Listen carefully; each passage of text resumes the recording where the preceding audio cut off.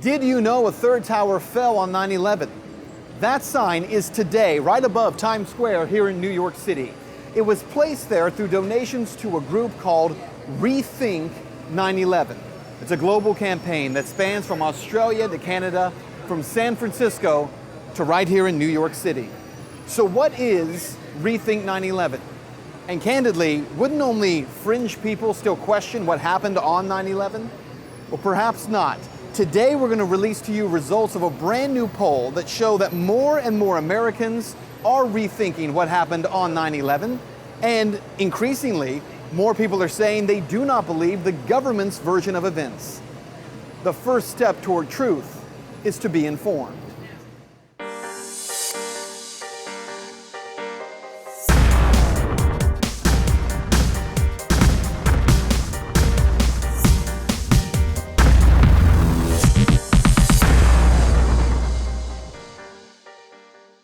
Today here at Ground Zero in New York City, there stands a new North Tower, sometimes called the Freedom Tower, and a new Building 7, sitting approximately where the old Building 7 once stood.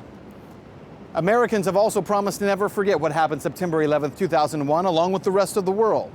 But to not forget does not mean that we do not rethink what we've been told. Rethink 9/11 is the first ever global 9/11 anniversary campaign, sponsored by a coalition of more than 40 organizations. Rethink 9/11 is placing ads in 11 major cities around the world this September 2013. According to architects and engineers for 9/11 Truth, there is much to rethink when it comes to that rectangular building right there. That is the new Building 7. It stands a little bit smaller, but relatively where World Trade Center 7 once stood. That third building, the third to come down on September 11th, yet most people don't remember it. Now, to be clear, controversies about Building 7 have long been the source of fodder, if you will, for so-called conspiracy theorists. In 2008, the National Institute of Standards and Technology, or NIST, released its long-awaited report on the collapse of World Trade Center 7.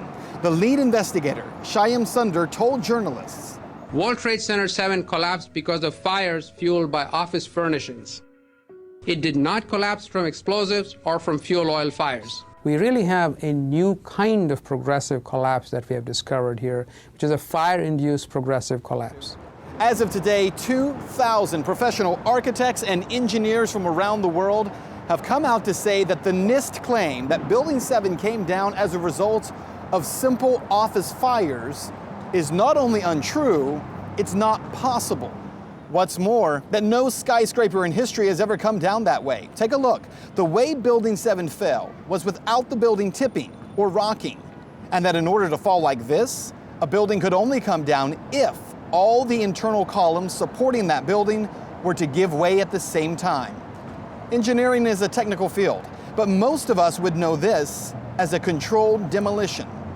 To better understand the claims of architects and engineers for 9/11 Truth, I talked with Tony Zambati, a mechanical design engineer with 27 years of experience in the aerospace and communications industries, and one of those 2,000 engineers calling for a new independent investigation into the collapse of Building 7 and the World Trade Center towers.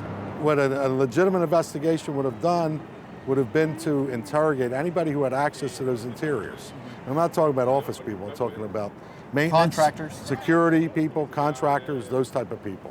That's never been done. That has never been done. And I was going to ask you that too. Is that ultimately the goal here, is to get, I've heard, to get an independent investigation? Yeah, well, I think our government is responsible to do that, although we would want it to be on board.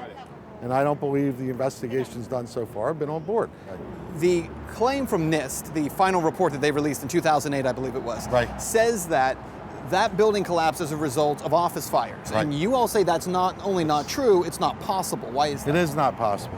The initial walk off of the girder is impossible, and I've done a finite element analysis of that, and I can show you in detail that it's impossible.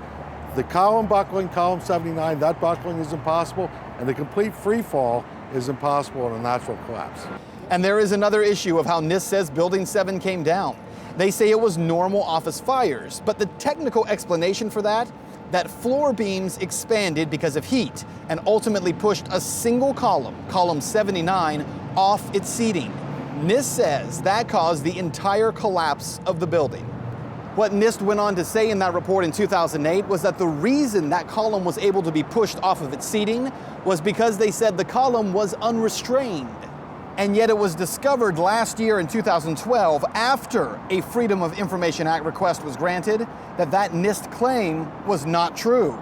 The columns were restrained. In fact, there were 3,896 shear studs holding those columns in place.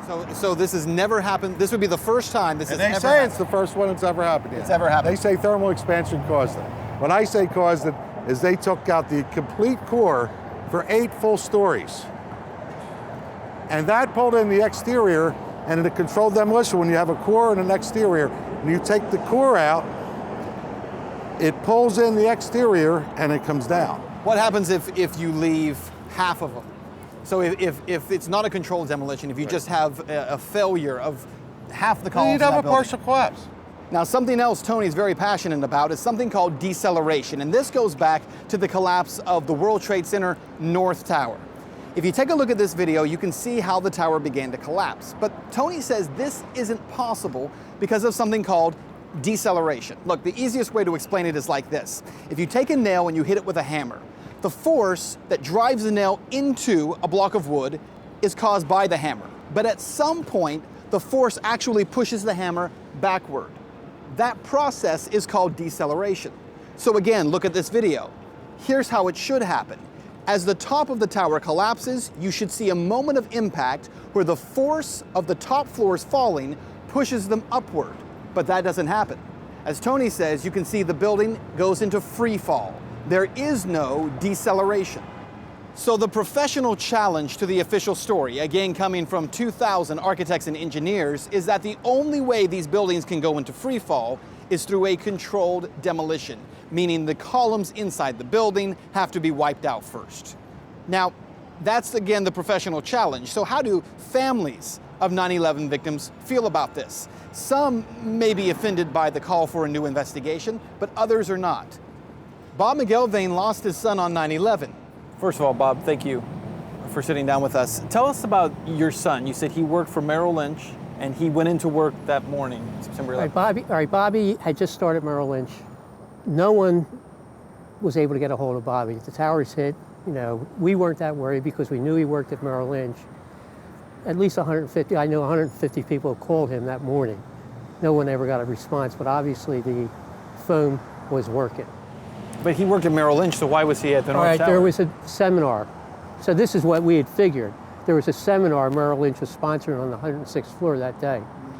For Bob, the most shocking thing about his son's death is that unlike most 9/11 families, Bob was able to recover parts of his son for burial. And he actually received a cause of death from the coroner. I finally got up to the morgue, talked to the doctor who examined him. Now, no matter how you look at it, he got hit by a sudden force.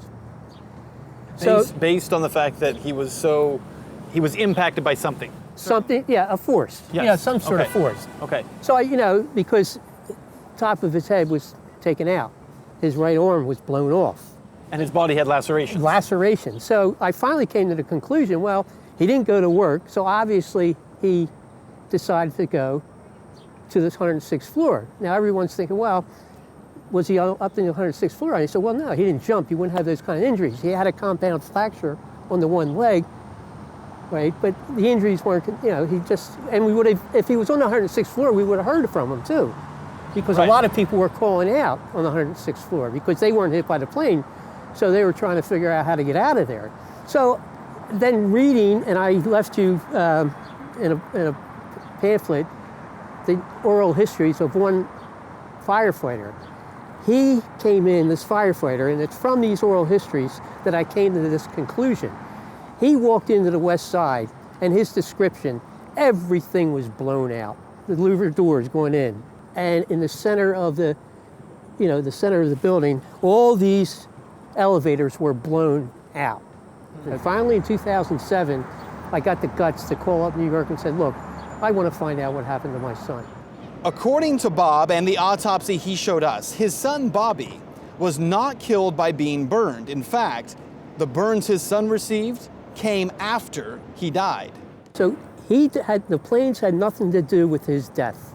And I really could prove that in a court of law easily. So therefore, if the planes had nothing to do with his death, who killed him? Well, the claims made by both Bob and Tony are compelling, to say the least. But where is the American public on this issue? A newly commissioned poll shows that in the 12 years since 9/11, there may be growing skepticism when it comes to the official story on 9/11. According to that poll, 38% of Americans have doubts about the official account of 9/11, and 10% do not believe it at all.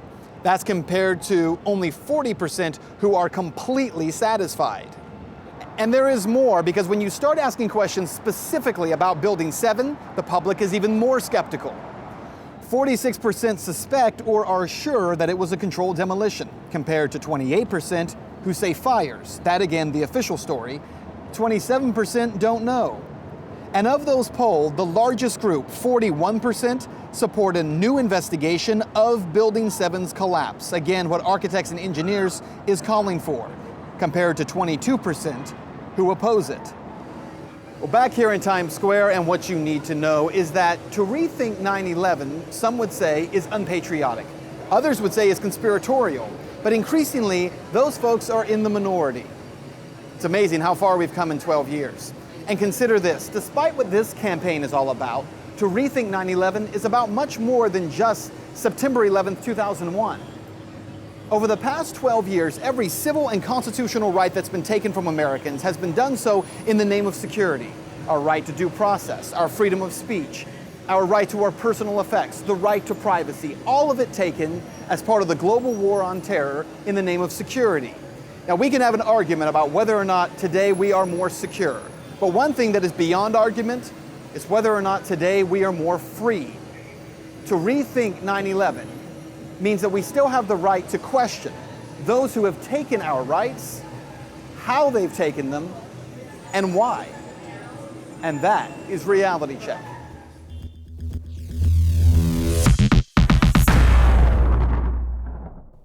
Well, now that you've been informed, it's time to get engaged. Go right now to benswann.com. There you're going to find the story where you can view it again, as well as the text of the story and the sources that we have used.